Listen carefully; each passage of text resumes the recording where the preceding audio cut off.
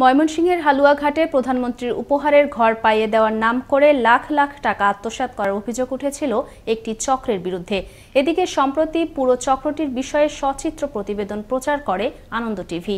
সংবাদ প্রচারের পরপরই আদালতে 2টি মামলা দায়ের করেন ভুক্তভোগীরা। এদিকে ঘটনার সত্যতা পেলে নিশ্চিত শাস্তি পাবে অপরাধীরা, এমন দাবি বাদীপক্ষের আইনজীবীদের।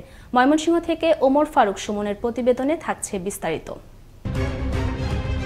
ময়মনসিংহের হালুয়াঘাট উপজেলার প্রত্যন্ত অঞ্চল থেকে অসহায় সহজ সরল মানুষের কাছ থেকে মাননীয় প্রধানমন্ত্রীর উপহারের ঘর দেওয়ার কথা বলে বিপুল পরিমাণ টাকা হাতিয়ে নিয়েছে একটি অসাধু চক্র।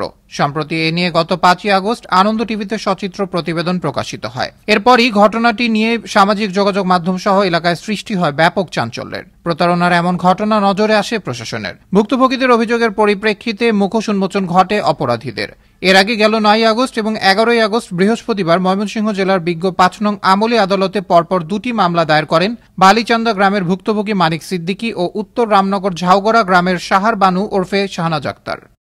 বিজ্ঞ আদালতে গতকালকে মামলা দায়ের হয়েছে। বিজ্ঞ আদালত খুশি হইয়া পিবিআই এর কাছে তদন্ত রিপোর্ট চাইছে।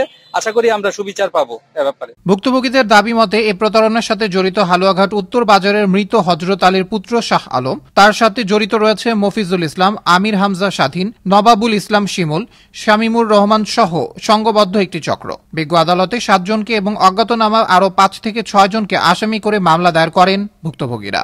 উপহারের ঘর দেওয়ার নামে প্রায় অর্ধ কোটি টাকা হাতিয়ে নিয়েছেন এই চক্রটি, এমন দাবি বাদীপক্ষের এই আইনজীবীর। বিনামূল্যে ঘর দেওয়ার যে প্রজেক্ট, সে এখান থেকে সে ভিন্ন কথা বলে প্রায় 70-80 হাজার টাকা করে অনেকের কাছ থেকে টাকা নিয়েছে, প্রায় অর্ধ কোটি টাকার মতো। আমরা মনে করি সুষ্ঠু তদন্ত হলে এই সত্য বেরিয়ে আসবে। মাননীয় প্রধানমন্ত্রীর নাম ভাঙিয়ে লক্ষ লক্ষ টাকা হাতিয়ে নেওয়ার ঘটনায় সুষ্ঠু তদন্ত সাপেক্ষে শাস্তির আওতায় আসবে অপরাধীরা, এমন দাবি ভুক্তভোগী সহ স্থানীয়দের। আবরার আহমেদ মাহি, আনন্দ টিভি, ন্যাশনাল ডেস্ক।